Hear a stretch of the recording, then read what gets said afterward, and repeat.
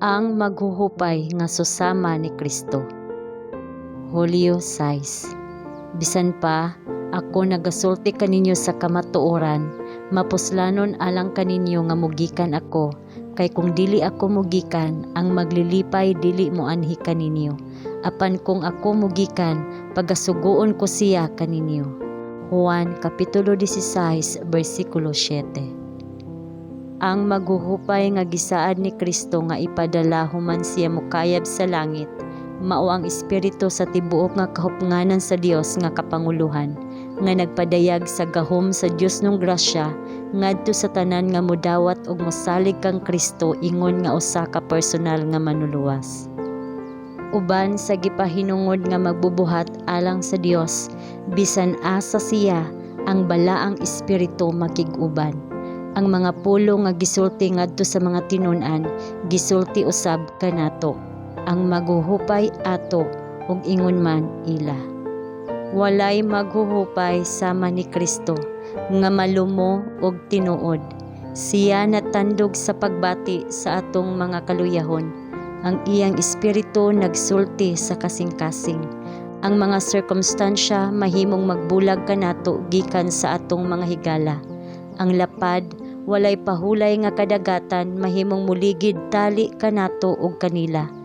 Bisan og ang ilang sinsero nga pakighigala ay mahimong anaa pa, mahimong dili nila kini mapakita. Apan walay mga kahimtang, walay gilayon nga makabulag kanato gikan sa langit nung maghuhupay. Bisan asa kita moadto, anaa siya kanunay, usa nga gihatag sa dapit ni Kristo aron molihok puli kaniya. Siya anaa kanunay sa atong tuong kamot sa pagsulti sa makapahupay, malumo nga mga pulong, sa pag-agak, pagpaluyo, pagsuporta ug pagdasig. Ang impluwensya sa balaang espiritu mao ang kinabuhi ni Kristo sa kalag. Kini nga espiritu nagalihok sa sulod ug pinaagi sa matag usa nga midawat kang Kristo. Kadtong nakahibalo sa pagpuyo niini nga espiritu, nagpadayag sa iyang bunga: gugma, kalipay, kalinaw, pagkamainantuson, kalumo, pagkamaayo, pagtuo. Ang balaang espiritu kanunay nga nagapuyo uban kaniya nga nangita sa kahingpitan sa Kristohanong kinaiya.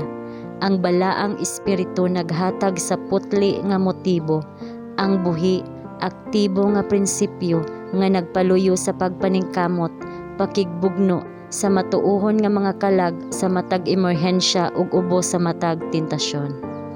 Ang balaang espiritu nagsustinar sa magtotoo, taliwala sa pagdumot sa kalibutan, taliwala sa pagkadili mahigalaon sa mga paryente, taliwala sa kasagmuyo, taliwala sa pagkaamgo sa pagkadili hingpit, ug taliwala sa mga kasaypanan sa kinabuhi. Sa pagdepende sa dili hitopngan nga kaputli ug kahingpitan ni Kristo, ang kadaugan sigurado kaniya nga nagtan-aw ngadto sa magbubuhat ug maghihingpit sa atong pagtuo. Iyang gipas-an ang atong mga sala, aron nga pinaagi kaniya kita makabaton og moral nga kahalangdon ug makakab-ot sa kahingpitan sa Kristohanong kinaiya.